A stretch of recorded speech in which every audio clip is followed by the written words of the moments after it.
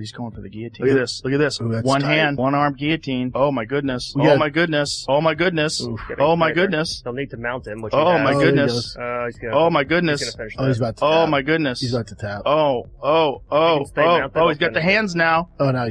He's He tapping. tapped. He tapped. Got him. Wow. What a Sean fucking- and Brady. Holy, what a performance. Beats his and submits him. Wow. Leon Edwards just took a tough loss to Sean Brady, and fans are shocked. Brady didn't just win, he dominated and finished Edwards with a submission in round 4. Now, everyone's talking about what went wrong for Edwards and what this means for Brady's future. Let's break down the fight, Edwards' reaction, and what's next for both fighters. If you enjoy fight breakdowns and MMA updates, make sure to subscribe and hit the notification bell so you don't miss out. Now, let's talk about how Sean Brady completely dismantled Leon Edwards. This wasn't just a lucky punch or a random moment. This was a masterclass in fighting strategy. Brady came into the fight with a crystal clear game plan. He knew exactly what he wanted to do.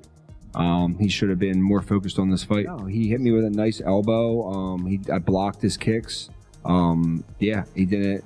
Leon likes to be like he's like a pretty striker. He likes to have his range and have things go on his terms. And once they start going off his terms, he does dumb shit like shoot on me, and then it goes downhill from there. And that's exactly what he didn't let happen. From the very first moment, Brady made Edwards uncomfortable. He pushed forward, didn't give him breathing room, and completely disrupted Edwards' usual fighting style. What's wild is how Brady saw right through Edwards' game.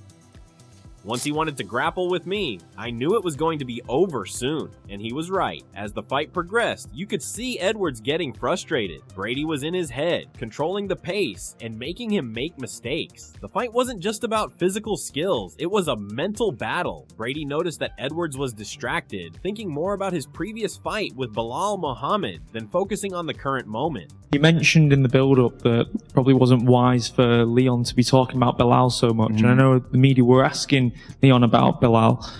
What did you make of it now? Do you feel that Leon may have been overlooking you and more thinking about getting revenge himself? Yeah, I think he was too worried about Balal. He was too worried about how tall I am. He was too worried about a bunch of other things that didn't matter. And yeah, it showed tonight. He got smoked. So he should have been more focused on this. Round after round, Brady broke down Edwards. He wasn't just winning, he was dominating. When he finally locked in that guillotine choke in the 4th round, it was like watching a predator catch its prey. Edwards had no escape.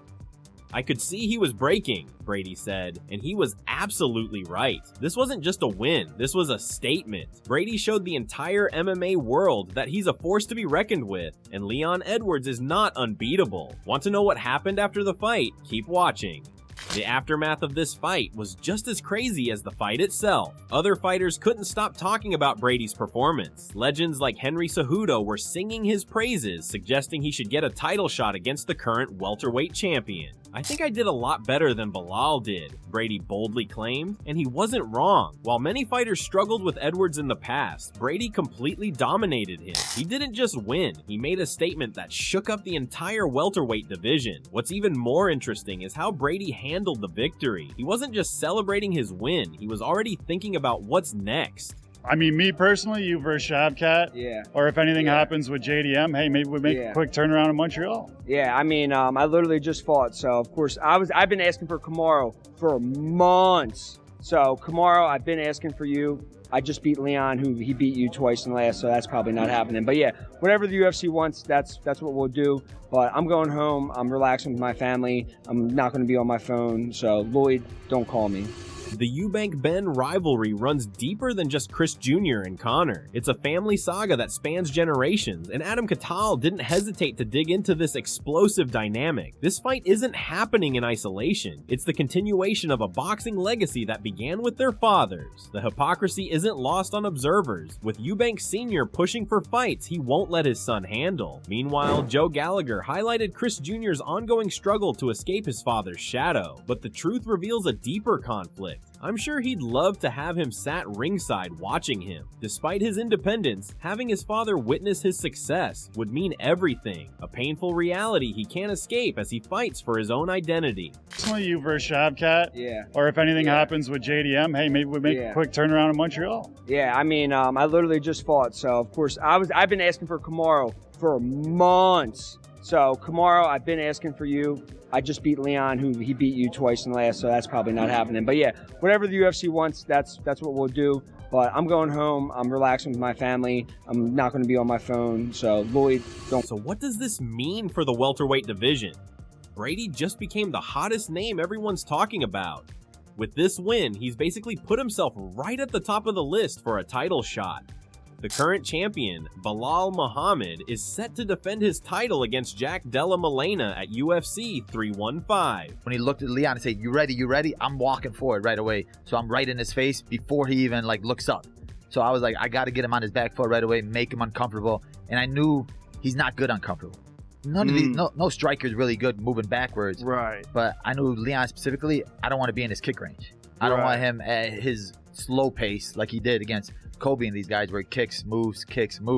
I'm like, I'm going to be in his face nonstop, punching him in his mouth.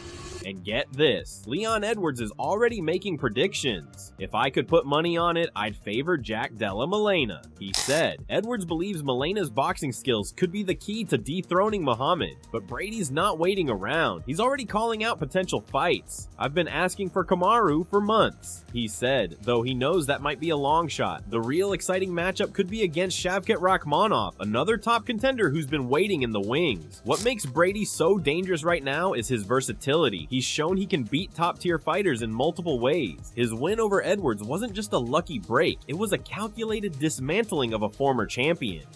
What do you think? Is Brady the next champion? Drop your predictions in the comments.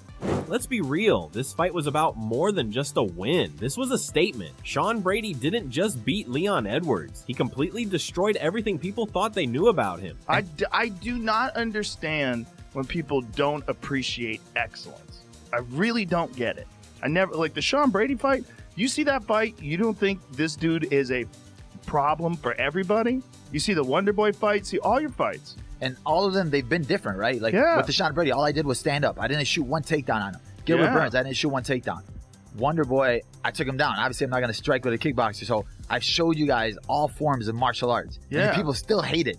They're still hating. So crazy. Think about it. Edwards was a former champion who seemed untouchable. He'd beaten some of the biggest names in the sport. But Brady, so what's next? Title shot? Rematch? Another top contender. The beauty of MMA is that anything can happen. Drop your predictions in the comments. Who do you think Brady should fight next? Do you think he deserves a title shot? Let me know. If you enjoyed this breakdown, smash that like button, subscribe to the channel, and hit the notification bell so you never miss a fight analysis. Stay hungry, stay curious, and keep fighting.